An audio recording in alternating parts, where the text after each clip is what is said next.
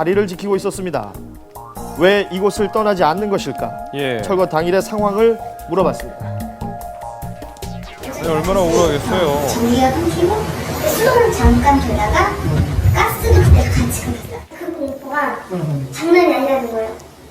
제가 문을 열고 나가볼 수도 없고 창문을 내다볼 수도 없고. 지금은 철거가 멈춘 상황이지만 언제 또 수도와 전기가 끊길지 모른다는 불안감에 주민들은 비상용 초와 식수를 준비해둔 상태였습니다.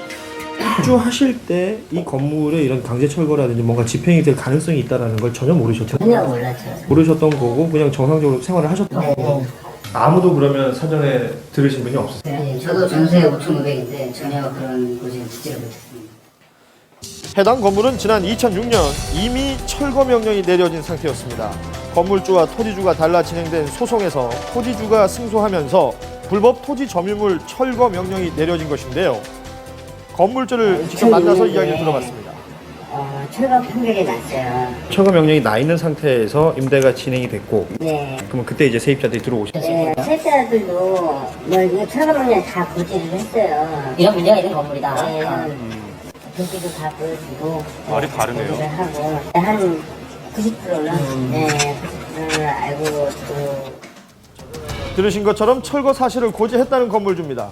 하지만 등본 어디에도 철거 예정 고지는 그나마 없었습니다. 이제 일반적인 등기부 등본과 다른 거는 여기 있어요. 건축법상 사용 승인 받지 않은 건물이다. 이제 무허가 건물이다라는 얘기인데 하단에 표시가 되어 있긴 하지만 일반 세입자들이 알아보기란 쉽지 않아 보입니다. 무허가 건물, 철거 건물이라고 하면 폐가 비닐하우스 우리가 생각하는 그런 무허가 건물들을 생각하잖아요. 이런 집이 무허가 건물일 거라고는 생각하지 않고 그리고 실제로 가족들 막 살고 있고 사무실로 쓰고 있다 이런 집인데 실제 해당 건물에는 갓난아이부터 노인까지 다양한 연령층의 사람들이 있었습니다. 무허가 건물이라고는 상상할 수 없는 분위기였는데요. 전입신고하러 구청을 갔는데 뭐 아무 이상 없이 뭐 굳이 뭐 다른 뭐 아무런 언급 없이 전입신고도 받아주고 그러니까 우리는 뭐 별 문제가 없구나 뭐 그냥 저렴하니까 또 이 문제를 받아야 될 것 같은데요. 잘 구했다 이런 생각으로 들어왔죠. 이런 일이 있을 거라고는 상상도 못. 해당 구청의 입장을 들어보기로 했습니다. 저희는 실제로 30일 이상 거주를 하신다면 전입신고를 받고 있는 상황이고요. 전입 시에 이 부분이 이제 강제 철거 예정이다라는 사실도 이미 고지를 한 상황이고요. 전입신고가 된다는 것이 이 건물이 안전하다는 걸 의미하는 것은 아닙니다. 전입 신고만으로는 건물의 안전성을 확인할 수 없는 상황, 부동산을 통해 한 달 전 입주한 사례자를 만날 수 있었습니다.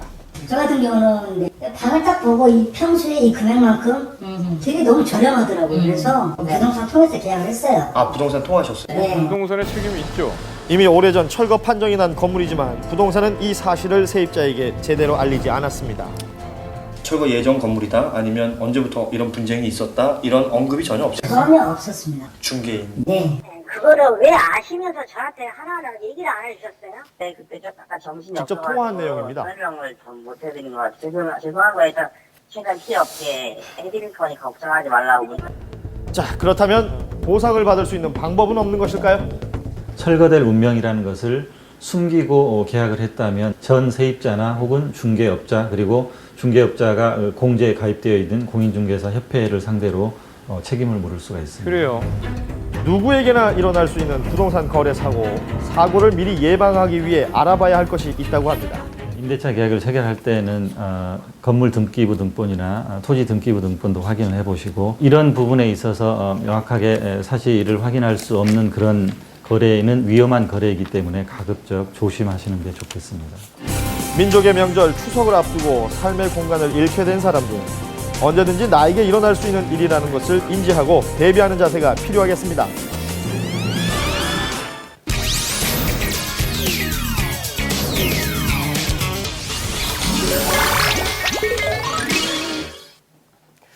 자, 여자들은 모두 마찬가지인 것 같은데요. 유경미 아나운서도 이 예쁜 집에 대한 로망 있으시죠? 그럼요. 누구나 이 동화 속에 나오는 그런 집 꿈꾸잖아요. 하지만 네. 그게 상상에서만 그쳐야 된다는 점이 안타까운 거죠. 그렇게 생각을 하시겠지만 네.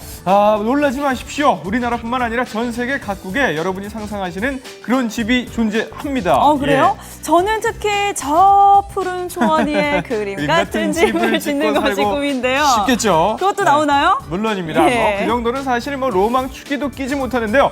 자, 먼저 땅이 없어도 공중에 집을